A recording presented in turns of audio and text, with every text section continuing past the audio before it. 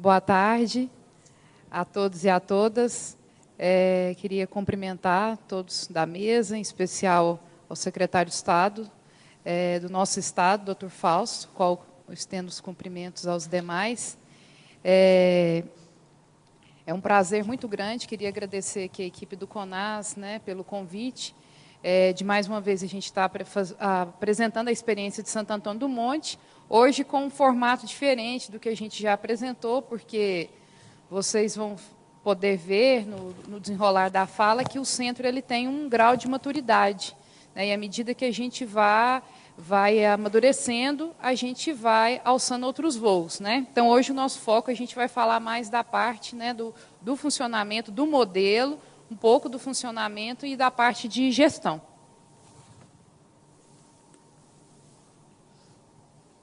Aqui? Acho que não está passando.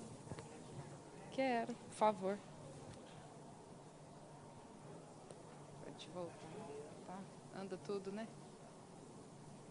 Então, situando rapidinho, Santo Antônio do Monte está centralizado no centro-oeste mineiro, bem no centro mesmo, próximo a Divinópolis, fica a 194 quilômetros de Belo Horizonte.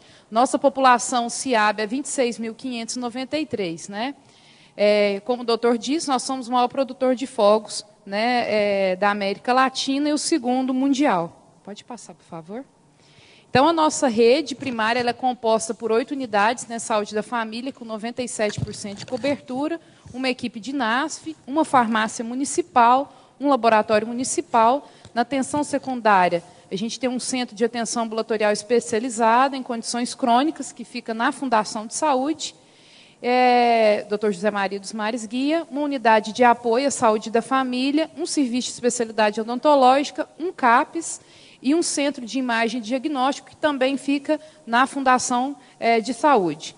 A atenção terciária do município ela é composta por um hospital municipal, um hospital de pequeno porte, o pronto atendimento municipal, que atualmente é gerido pela Fundação de Saúde, e uma unidade de pronto atendimento UPA em processo de finalização.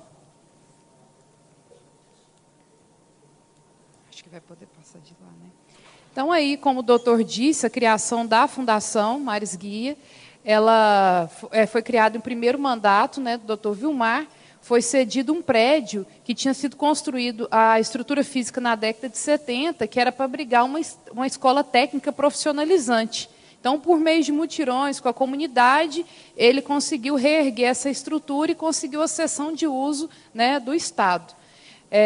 De 1990 a 2005, esse local lá que ele idealizou como uma instituição de saúde e educação, ele se manteve aí na prestação de serviços especializados de exame diagnóstico, como mamografia, que, como ele disse, foi o primeiro mamógrafo da região, tomografia, chegou-se até a ter ressonância magnética lá nessa época, raio-x simples e contrastado, ultrassonografia, litotripsia extracorpórea, densitometria óssea, endoscopia digestiva, eletrocardiograma, eletroencefalograma, teste ergométrico e pequenas cirurgias.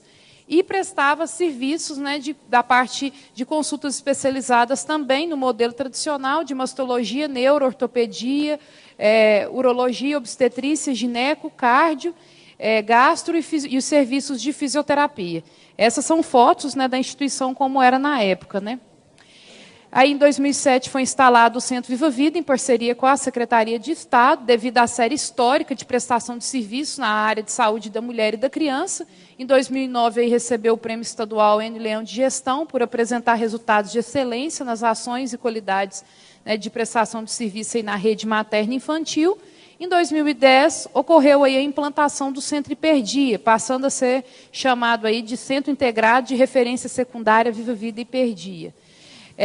Foi considerada, em 2012, referência no cuidado das condições crônicas. Em 2013, ocorreu aí a instalação e gestão do pronto atendimento municipal nessa instituição. E, em 2013, com parceria com a OPAS, o CONAS, a SES e a Prefeitura de Santo Antônio do Monte, houve a implantação, aí, a participação no Laboratório de Inovação das Condições Crônicas de Samonte. E, em 2015, agora, a gente firmou uma parceria com a Universidade Federal de Minas Gerais para avaliação das tecnologias, das atividades desenvolvidas no cuidado de crônico nessa mesma instituição. Pode passar, por favor. Então, qual que é o público-alvo, né, desse ambulatório? Vou falar especificamente agora do ambulatório de atenção à condição crônica. Então, o objetivo dessa rede que eu estou apresentando agora é a redução da mortalidade materna e infantil, câncer de colo uterino, mama, planejamento reprodutivo e o atendimento da vítima de violência sexual. O público-alvo é gestante, crianças, né, de alto e muito alto risco, mulheres com alteração nos exames mamográficos, exames ginecológicos, planejamento familiar, tratamento de lesões de DST e assistência aí à vítima de violência sexual. Os atendimentos são obstetrícia, pediatria, ginecologia, mastologia, enfermagem, nutrição, serviço social, fisioterapia. Exames e procedimentos, né? Mamografia, ultrassom, cardiotocografia basal, a PAF, que é a punção por agulha fina, a corbiópsia, a cirurgia de alta frequência, a CAF, na ginecologia, a eletrocauterização, a colposcopia e a inserção de DIU. Né? Pode voltar.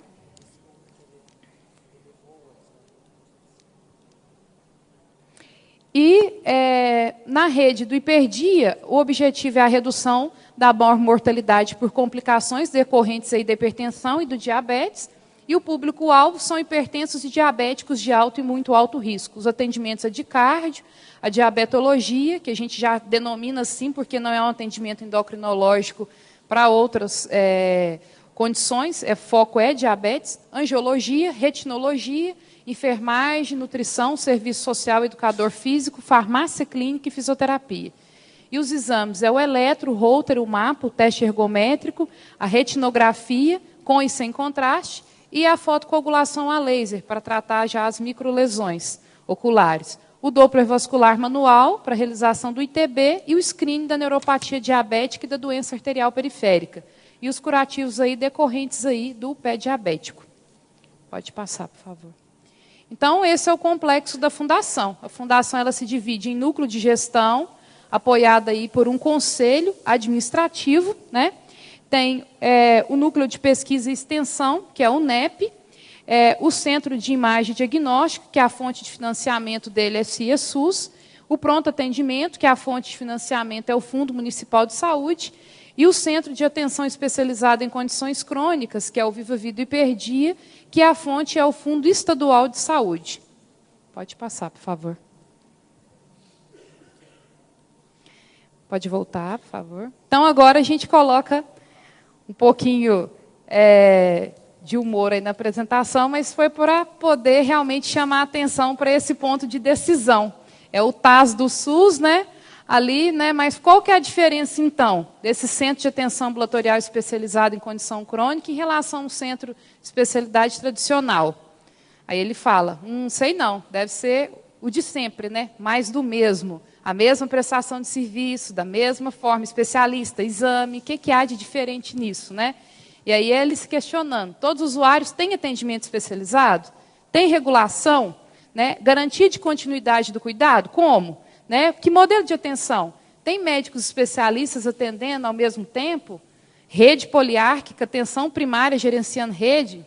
Não sabe, né? Funciona? E o custeio é por produção? Deve ser, né? Porque se não for por produção, ninguém faz. Pode passar, por favor. E aí a dúvida, né? Na implantação do MAC, do modelo apresentado aí pelo Dr. Eugênio, proposto aí pelo SUS, né? Mas quanto custa? De cabelinho em pé? A rede está preparada? O usuário vai entender? O recurso será suficiente? Qual o resultado disso? Né? Como executar? Como mudar a visão? Qual a equipe necessária? Como convencer as pessoas disso? Né? Como serão divididas as cotas por mês? Né? Porque a gente está com esse modelo fixado da PPI. Né? Como que é isso? Né? Precisa fazer a si mesmo? Qual que é o público? Isso são dúvidas que eu acredito que vocês estejam aqui hoje, que já ouviram passar aqui várias experiências, né, positivas em relação à aplicação do modelo. Acredito eu que seja, porque, a princípio, quando o gestor vai avaliar a implantação de um modelo, ele faz todas essas questões, fica na dúvida e aí nos deixa de cabelo em pé. Né? Pode passar, por favor. E aí vem o nosso gatinho, respondendo essas questões, né? Já dentro do modelo, que já foi falado aqui várias vezes. Né? é possível a ordenação ser feita pela atenção primária. Como vocês viram, para decidir implantar o modelo, essa instituição ela já tinha um centro tradicional.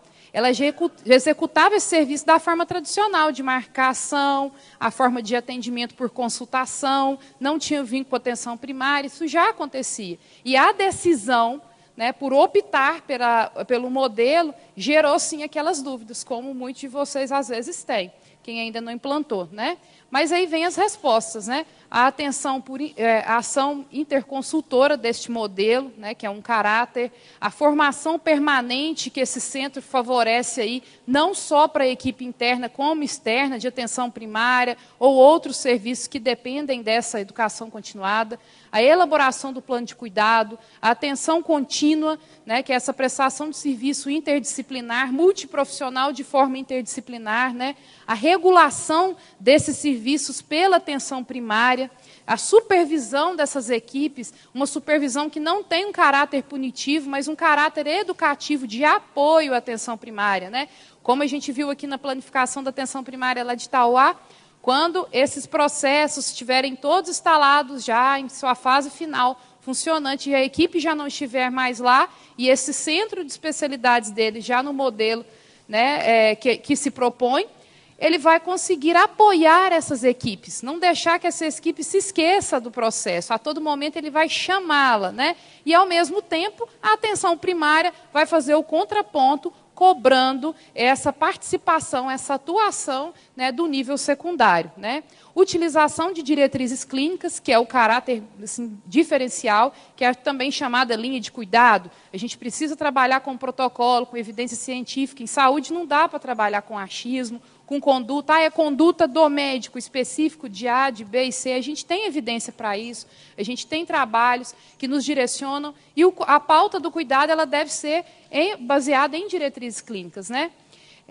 Além disso, né, realizar a pesquisa clínica operacional. Quando a gente fala em pesquisa, a gente pensa em algo mais, uma metodologia mais complexa, e não, a gente precisa avaliar nossos próprios resultados, né? Os usuários atendidos por esse serviço, eles estão compensando, que garantia eu tenho de qualidade dessa assistência desse pré-natal, dessa criança, né, prematura que faz o acompanhamento contínuo. Então, isso tudo são respostas, né, que o modelo responde. Pode passar, por favor. Então, o centro, eles são equipamentos regionais de saúde, localizados preferencialmente em cidades polos, vinculados à atenção primária da área coberta, oferece serviços ambulatoriais de média e alta complexidade, com assistência multiprofissional e atuação interdisciplinar, possui carteiras de serviços definidas da necessidade em saúde e população-alvo, previamente estratificado, né, pela atenção primária, financiados com recursos públicos estaduais, com repasse de recursos do custeio fundo a fundo, podendo ser geridos por secretarias municipais ou por consórcios ou fundação, como é o nosso caso, né, que é uma fundação. Pode passar. Então, esse é o mapa de abrangência, né, da nossa região. Nós atendemos aí a nossa população da região, são 13 municípios, 456.263 habitantes, né, temos 13 municípios, 14 equipes, né, saúde da família e 27 unidades que funcionam ainda no modelo tradicional. A nossa maior cidade em questão populacional é Divinópolis, que corresponde a 50,17% da população da micro. Então, isso é um dificultador, porque ainda se tem a cultura que a qualidade de prestação de serviço está em centros maiores. Então, uma cidade maior não referencia para um menor. Isso foi um dificultador que nós trabalhamos nisso durante 6 anos, até que esse município se convencesse a propor, aceitar uma proposta de reorganização de atenção primária. O foco deles era um outro. Então, foi uma vertente diferente que a gente teve que tomar em relação a ele, porque ele tem 31,74% de cobertura, incluindo unidades tradicionais. Pode passar, por favor. Então, já dentro do centro, vou falar rapidamente só como funciona, o que é essa atenção contínua, como que está organizado. Nós também trouxemos um banner, depois dá também para vocês acompanharem, né? O fluxo ele se dá totalmente pela atenção primária. A atenção primária ela faz a captação desse indivíduo. a gente pressupõe que previamente tenha sido também já estratificada aí, né, a família, né? Então, o indivíduo é estratificado, sendo alto e muito alto risco, ele é encaminhado, né, para o centro. Esse agendamento, preferencialmente, ele deve ser feito pelas equipes de saúde da família. A regulação, a gente estimula que todo seja feito pelas equipes, já que, se a gente colocar uma terceira pessoa no meio do processo, essa comunicação fica prejudicada. Nos municípios que são assim, a gente tem maior problema. Eles seguem, né, para o centro de posse com uma guia de referência, que é bem diferente daquele encaminhamento ao UAU, né, uma guia constando que dia que ele esteve na unidade, se ele foi para lá, se ele vacinou, quando ele recebeu visita do agente comunitário, se ele participou de algum grupo, né, nessa unidade, enfim, toda assistência programada prevista para ele, para aquela equipe, né? Chegando ao centro, ele passa por um momento, né, de escuta, que é um momento em que a gente desenvolve um projeto que se chama Seja Bem-vindo, que é um projeto que vai explicar para ele o que é o modelo, como que o modelo funciona de atendimento, o que é essa atenção contínua, porque ele também está habituado culturalmente com o modelo do agudo, chegar, receber o atendimento, ir embora, receber solicitação de exame, prescrição. Então, a gente vai explicar para ele como isso funciona, né? Em seguida, ele segue, né, para a avaliação dos dados antropométricos, e aí, no enfermeiro, ele vai certificar, você está dando para todos verem aqui, nessa ponta, que é aqui no fluxo de decisão, o enfermeiro vai avaliar a estratificação de risco.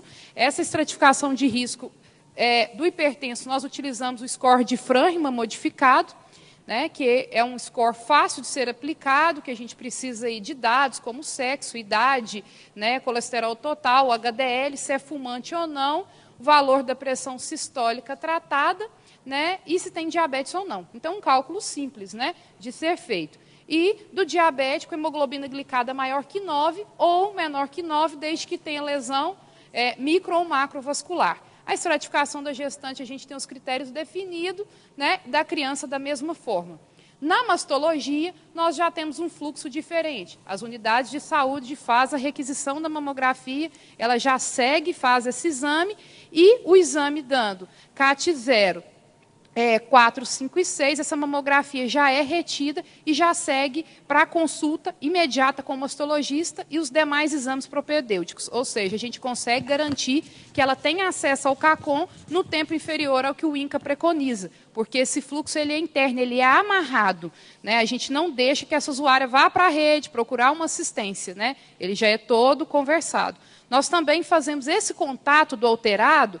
O contato é feito pelo enfermeiro referência da área, ele é feito com o usuário, informando que a mamografia está alterada, e também com a unidade de origem, porque senão a unidade não vai saber onde que essa usuária está. Ela veio, pegou uma requisição e não voltou, né? O que aconteceu com ela? O mesmo ocorre com a citologia alterada, que segue para nós, a gente faz uma citologia confirmatória, e daí ela continua todo o vínculo, mantendo esse vínculo com a equipe.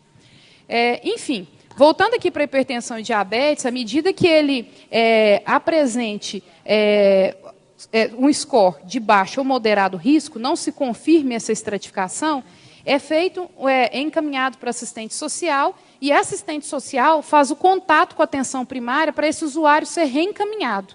Também uma outra situação é se esse usuário não comparecer com os exames e a medicação que faz uso. Porque o objetivo do centro, como o centro não é consultação, nosso objetivo não é gerar uma produtividade a qualquer forma, e sim garantir acesso e qualidade, né? É uma tríade de equilíbrio realmente, né? Qualidade, né? Acesso, qualidade e resultado. Não adianta esse indivíduo ser atendido se ele não tem exames, se ele não tem a medicação que usa, se ele um diabético sem hemoglobina glicada, o que ele vai fazer no endócrino? Então, minimamente, ele tem que estar com os exames básicos. E como que a atenção primária sabe disso? Porque ela já foi capacitada várias e várias vezes. Se a atenção primária fala, olha, a gente não pode ser capacitado aí no centro, eu quero ser capacitado no município. A gente tem um enfermeiro responsável que desloca até o município e realiza a capacitação. Não, nós queremos ir ao centro. Vem todo mundo para o centro, capacita no centro. Não, nós queremos reunião na Câmara. Onde falar? Na Torre da Igreja. Estamos lá. Nada é dificultador para impedir que essa equipe tenha acesso à informação. nós vamos atrás desse usuário, né? E explica como deve ser corretamente. Ele, sendo do centro, ele vai seguir para o atendimento do ponto de apoio, que é quem vai amarrar e articular e garantir que esse usuário vai passar pela equipe multiprofissional. Né? Esse usuário ele faz toda a amarração dessa atenção contínua. Né? Então, vocês observem que a setinha vai e volta o tempo todo. Então, ele vai passar pelo enfermeiro, pelo psicólogo, por todos os profissionais, que eu não vou me adentrar, né, mas que cada um tem uma função específica voltada para a condição crônica, são especialistas em condição crônica, né, utilizam de tecnologias de abordagem diferenciada, autocuidado apoiado, letramento em saúde, né, e ao final desses atendimentos, né, os exames, as solicitações de exames já são agendados, feitos no momento que dá para ser feito, no momento que não dá de agendado ali, ele não tem que pôr uma fila para regular nada, é tudo internamente no centro, né?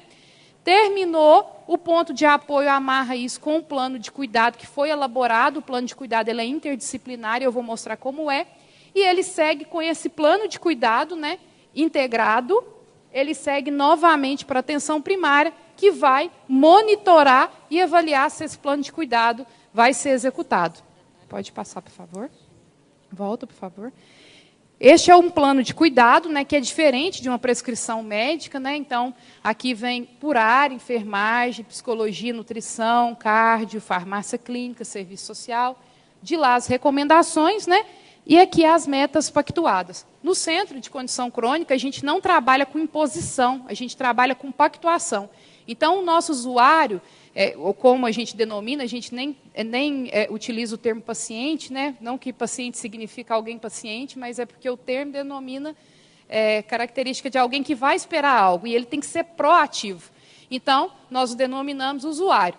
Então, o usuário ele tem que ser proativo nessa pactuação. Nós vamos estimular com que ele assuma os seus próprios compromissos. Tanto que no primeiro atendimento dele ao centro, ele vai assinar um termo de responsabilização do cuidado, que é para orientar ele que ali não faz milagre, que 70% depende da atuação dele. Nós vamos apoiá-lo e não fazer tudo. Né?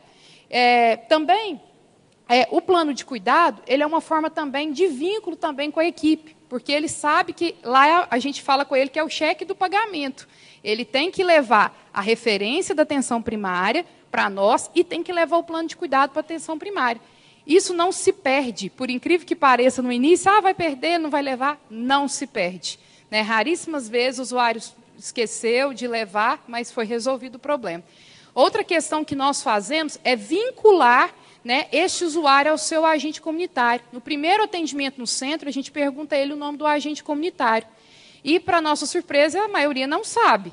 E a gente pergunta para ele, mas o seu agente comunitário te chama pelo nome? Chama, ele me chama sempre pelo nome. O senhor não sabe o nome dele, ele sabe o nome da rua toda, sabe? Então, quando é no segundo atendimento, ele já volta com o nome completo do agente no papelzinho, já informando. Ele, num primeiro momento, ele pensa que é um serviço competitivo, eu vou para o centro e não vou voltar lá, eu adorei aqui, não vou voltar lá mais. Aí a gente vai informar que tudo é lá. Se ele faz uma queixa para nós, olha, eu não tenho consulta médica, não tem médico na minha unidade, imediatamente o enfermeiro ou o assistente social liga na unidade, olha, ele está falando aqui que não tem médico aí, não tem mesmo. Não, o que está acontecendo? Ele está falando que não tem acesso aí aos exames. Então, a gente não deixa que essa linguagem se perca.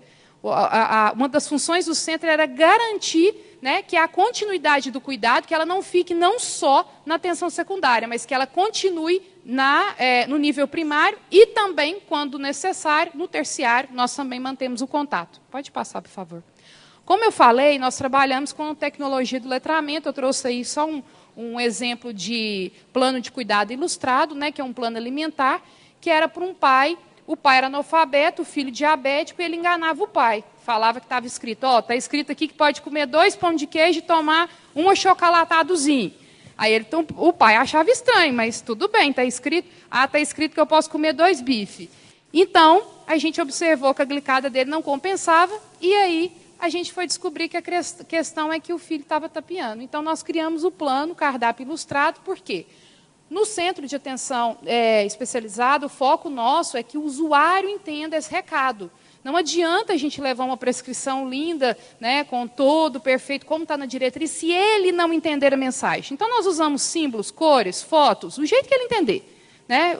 É o que tem que ficar claro para ele. Né? Nós tínhamos usuários, e eu gosto sempre de contar esse exemplo, porque da confusão, nós tínhamos um usuário que tomava adoçante há 17 anos, porque acreditava que era o medicamento do diabetes. Ele falava, eu tomo todo dia em jejum, e o resto do dia? Eu como açúcar normal. Né? Mas ele usava porque o médico falou para ele, brincou com ele que aquilo era o remédio dele. Aí ele falava assim, olha, eu tomo um remédio para diabetes em gota, eu comprava na farmácia, mas agora já tem no supermercado. Aí a gente, mas remédio para diabetes em gota, o que será, né? Fomos investigando até descobrir que era o adoçante. Né? Então, ele entendeu assim. Então, a mensagem não fica clara. Então, o centro ele tem essa preocupação a todo momento de reafirmar se essa mensagem chegou. Porque senão não adianta a gente vir para cá discutir política de saúde para conseguir insumo, comprar insulina, né? Ver a melhor, discutir a remuneração do profissional. Se no depoimento, igual ela colocou aqui, a gente vai aplicar em cima de uma lipodistrofia, isso não vai ser absorvido, ela não vai compensar, e o esforço coletivo foi em vão. A gente peca nos detalhes. Né? Pode passar, por favor. Então, a atuação do centro especializado. A gente utiliza o protocolo clínico, a gente tem uma evidência própria do centro, mas a gente tem as referências internas que atualizam, porque as sociedades de cada especialidade estão constantemente se atualizando. Né? Então, a gente mantém esses protocolos sempre atualização e discussão. A gente tem uma reunião semanal de 2 horas para discussão desses protocolos. A gente tem atenção programada, ou seja, a gente trabalha com a agenda para 4 meses. O usuário saiu dali, ele já tem o retorno dele garantido. Ele não vai para uma fila de espera aguardar no município. Né? A nossa fila ela é gerenciada. A gente faz o registro de todos os usuários. Se a gente não tem a agenda naquele dia, o especialista não passou, a gente pega o dado, o nome, telefone e faz a gestão dessa fila, porque a gente não pode ter fila de espera.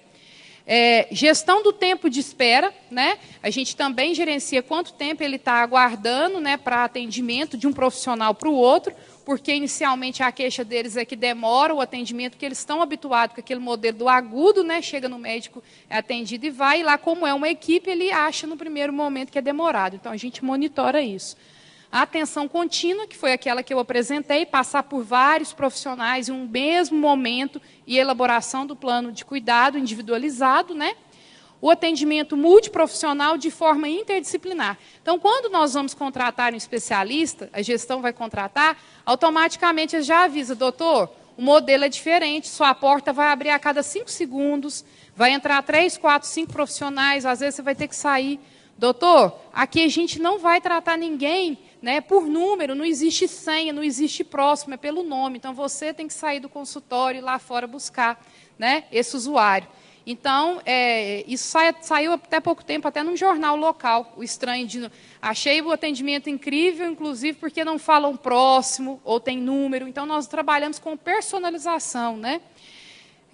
O autocuidado apoiado, que é o que eu falei da pactuação das metas, que a gente utiliza o modelo transteórico, né? Exemplo de Curitiba. Grupo de pares, que é a atenção, né, por leigos, eles mesmos realizam, tem um apoio de um profissional, mas são os usuários que realizam, coordenados aí, né, especificamente por alguns usuários chaves. Alfabetização sanitária, que é o que eu falei, a gente fala o termo, né, para eles, por exemplo, sódio, explica o que é essa quantidade, os quadros, né, os quadros ilustrativos que a gente tem com gordura, com sal, com açúcar, leitura de rótulos, isso tudo faz parte da alfabetização sanitária. A gente audita os processos internos para ver se isso tudo está funcionando, porque isso é uma constância. Né? O monitoramento de indicadores clínicos por indivíduo e por serviço. Então, quantos % desses diabéticos compensaram, quantos dos hipertensos compensaram, quanto que o serviço atingiu, né, por cada área. A interconsulta com todos os profissionais da rede. Nós temos grupos de WhatsApp, nós trabalhamos além desses grupos de WhatsApp por especialidade, nós também temos a utilização de outros mecanismos, como Facebook, né, e-mail, a forma que achar mais fácil a organização dessa comunicação a gente utiliza. Né? Nós também temos, além dessa interconsulta, não só para os usuários de alto e muito alto risco, às vezes ele está com um usuário de baixo e moderado risco na atenção primária e precisa do suporte de especialista, ele liga para o especialista. Eles se conhecem por nome, porque nas capacitações constantes que acontecem ao centro, eles se conhecem. Né? Além disso, a gente tem, né, o módulo de capacitação prática em serviço, que chama módulo de habilidade em serviço. Então, ele vai para dentro do centro ser capacitado a parte teórica e a parte prática. Então, ele aprende a manejar o próprio usuário dele, né, vinculado à equipe dele. Responsabilização familiar em relação ao cuidado.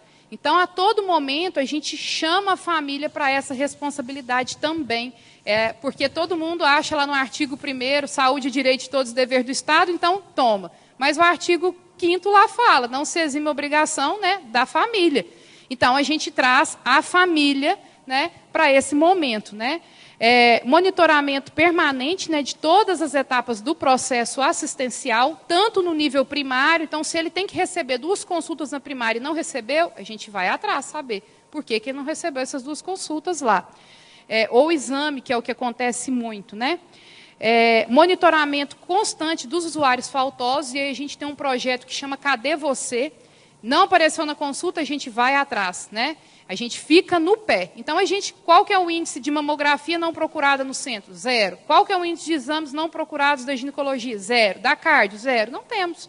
Por quê? Enquanto ele não vier, a gente descobriu, foi para outro município, onde for, a gente vai atrás. Articulação com a comunidade, né, com estímulos a apoiadores locais do cuidado. Às vezes ele não tem familiar, ele precisa de um articulador local. A gente vai estimular alguém da comunidade ali para poder fazer esse acompanhamento para nós. Geralmente, muito pessoal vinculado a alguma igreja que faz esse papel. Pode passar, por favor.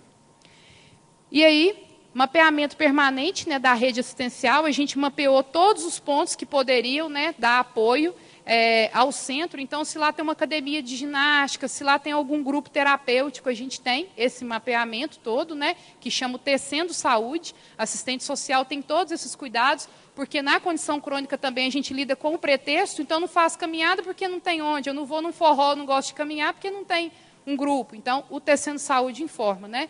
Suporte aos municípios a implantar o agendamento descentralizado, auxílio e organização dos municípios em relação ao transporte sanitário, nós também auxiliamos, sistema de controle de agendamento lá, o atendimento e monitoramento e estatística de utilização e a taxa de absenteísmo por especialidade, o controle dos encaminhamentos errôneos de cada equipe, que indica para nós que precisa dessa equipe ser mais capacitada, né?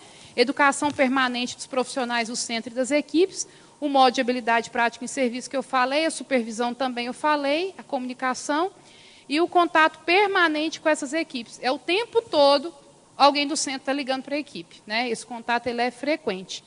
E a elaboração da pesquisa clínica e operacional, que o centro desenvolve agora com outros tipos de pesquisa também, e a capacitação de outros serviços aí do Estado também, e do Estado de Minas e de outros estados. Pode passar, por favor, já estou terminando. Aí, só para mostrar rapidinho, o percentual de satisfação dos usuários, a gente passa pesquisa com eles. Né? Então, a maioria gosta muito do serviço, né, que ficou sobreposto na hora que jogou a imagem, mas pergunta sobre a qualidade do serviço, o atendimento, a limpeza. Então, o ótimo é o azul, o bom o vermelho. Então, a maioria, o péssimo, né, ali está verdinho, tá mais o péssimo é o que está menor. Então, a gente gira em torno aí de 94%, 95% de satisfação. Pode passar. Mas o gráfico que eu gosto de chamar a atenção é esse, que é, você sabe por que foi encaminhado para esse serviço? No início, esse resultado não era assim. Né? A maioria não sabia por que tinha sido encaminhado. Por quê? Porque era aquele hábito do encaminhamento ao UAU. Encaminhava, nem sei por quê. Por que você veio aqui? Não sei o que eu vim fazer aqui. Eu fui encaminhado. Agora, não. 96% sabe por que está ali. Né? Então, a capacitação com a atenção primária, as equipes já conseguem dar essa resolutividade, já conseguem captar mais precocemente esse indivíduo e orientá-lo. Né? E você foi atendido no horário marcado? No início, era quase 100% não foi atendido no horário marcado, porque era a predominância do modelo médico. Ou seja, horário marcado é a hora que eu fui atendido pelo médico. Toda a equipe que me atendeu não é atendimento. Hoje não, hoje ele já entende, já há mudança aí do modelo. Então, a maioria já entende que foi atendido no horário marcado, né? E o principal, você entendeu as orientações que os profissionais dessa instituição te repassaram? Né? 98% entende, porque são formas diferentes de trabalho, é uma equipe interdisciplinar, né? Então isso é muito bem trabalhado. Então a probabilidade de não entender é mínima, né? Pode passar. E aí os resultados, né? De 2005 a fevereiro de 2015, nós tivemos aí 2 gestantes só que precisaram de ser internadas em terapia, em terapia intensiva, CTI, mortalidade materna de 2005 a fevereiro de 2015, das gestantes acompanhadas, mesmo sendo de alto risco, nenhuma, veio a óbito.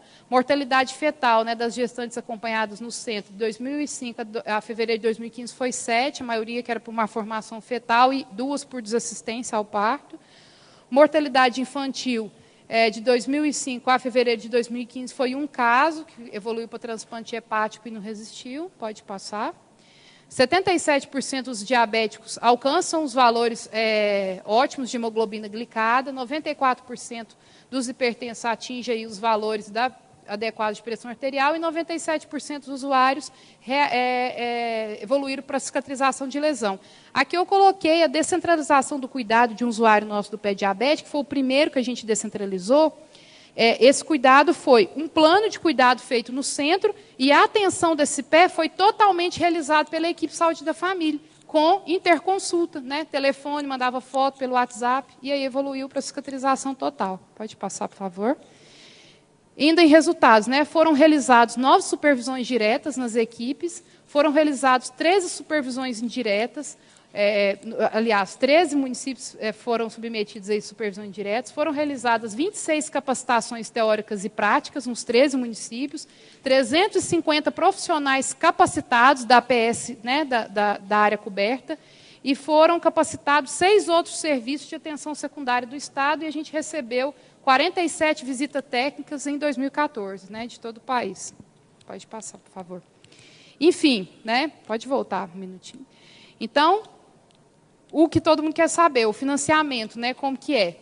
O estudo para o estabelecimento do custeio do centro ambulatorial deve ser feito por estudo detalhado da necessidade de saúde da região coberta, utilizando para isso parâmetros epidemiológicos específicos, considerando os vazios assistenciais e os pontos de atenção disponíveis, considerando os atuais níveis de evidências, né, disponíveis também na literatura.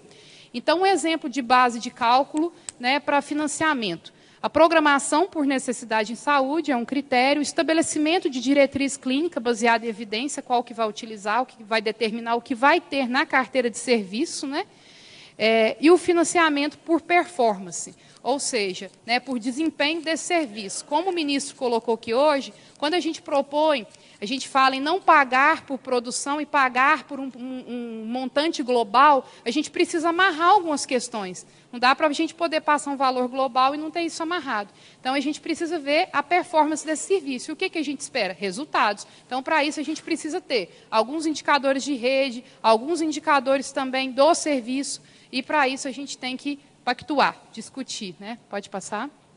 Então, para atender 100% da população-alvo, né, o custo per capita, isso falando no nosso centro, é de 3,32, né, com meta estipulada aí pela ACES de 25% da população-alvo. Né? Então, o custo total mês que a gente precisaria seria de 363 mil para cumprir, atender essa meta, né? Que é o que coloca, né? Quanto custa mensalmente para atender 100% da população-alvo. Pode passar, por favor. Então, atualmente, o centro é financiado com recurso da SES, né, o valor mensal é de R$ 165.404,92, né, para o centro de Perdia, repassados por quadrimestre, cada 4 meses a gente recebe aí um montante de R$ 661.619,68. O repasse é feito observando a performance do centro, sendo que 70% do custeio é a parte fixa, né, já é fixo isso, e 30% é a parcela da parte variável, que são avaliados aí 2 indicadores, que é a taxa de internação por diabetes, né, e suas complicações, isso na região de saúde, e a taxa de internação, né, por acidente vascular encefálico, AVE, né. Além da supervisão in loco, feita aí, né, pela ACES e pela superintendência. Anualmente, a gente recebe uma supervisão, essa supervisão ela consta de 11 itens, que é avaliada a interdisciplinariedade, se tem reunião de equipe, audita prontuário para ver como que está, se tem atenção programada, se tem fila de espera, isso tudo é avaliado, porque se a gente tiver 3 supervisões com a nota inferior a 70%, a gente tem corte do recurso, né? E o crescimento ele é gradativo, é escalonado. Pode passar, já terminando, né? Então, aqui eu já falei também, né, que o centro, esse valor global, gente, só para concluir minha fala, ele não é só para procedimento da consulta médica, os exames especializados, ele é para isso tudo. Então, às vezes, quando a gente olha um modelo, a gente não entende, porque a gente não consegue acompanhar que esse centro ele não faz só consulta, ele tem que fazer capacitação, ele tem que fazer supervisão, a gente desloca o profissional médico, né, para poder fazer essas atividades. Então, requer aí, né, uma atenção em relação ao modelo, senão a gente vai continuar no modelo de procedimento, né? Em 2013, a ACES, né, quando fixou o valor mensal de custeio, foram utilizados aí, na época, para a base, o cálculo do valor da tabela SUS, né? No centro de especialidade, ele requer um modelo também de remuneração diferenciado, porque os profissionais eles são todos especialistas, requer uma carga horária, a gente trabalha com carga horária médica, a gente não trabalha com essa produção, então, automaticamente, o custo, né, também vai subir, né? Outro diferencial é que a equipe de gestão do centro deve estar sempre avaliando os custos financeiros juntamente com a equipe assistencial, para que o crescimento seja gradativo. Pode passar, por favor.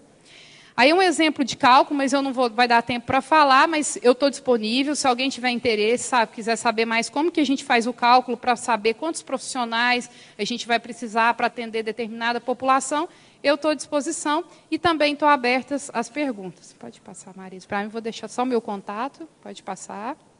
E aí, a grande questão, né? O que é preciso para implantar um modelo? E aí eu coloco 2 questões que eu acredito, quebra de paradigma e sair da zona de conforto. Pode passar, por favor. Obrigada, gente.